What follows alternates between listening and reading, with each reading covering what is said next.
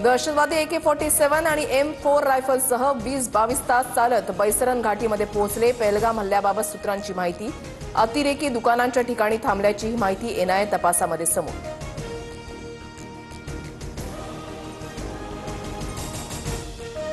पाकिस्तानी नागरिकांच्या विजाची मुदत संपली। अटारी बॉर्डरवरून आतापर्यंत 531 पाकिस्तानी नागरिक भारतातून परतले। 843 भारतीय पाकिस्तानातून मायदेशी परतल्याची माहिती।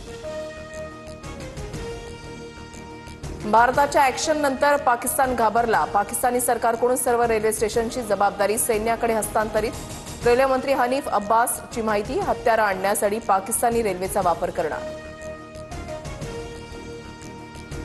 पहलगाम हल्ल्यानंतर प्रत्येक भारतीयाचं रक्त खवळलंय। दहशतवाद्यांना कठोर उत्तर देऊन सर्व पीडित कुटुंबियांना न्याय मिळवून देणार। मन की बातमधून पंतप्रधान मोदींचं आश्वासन।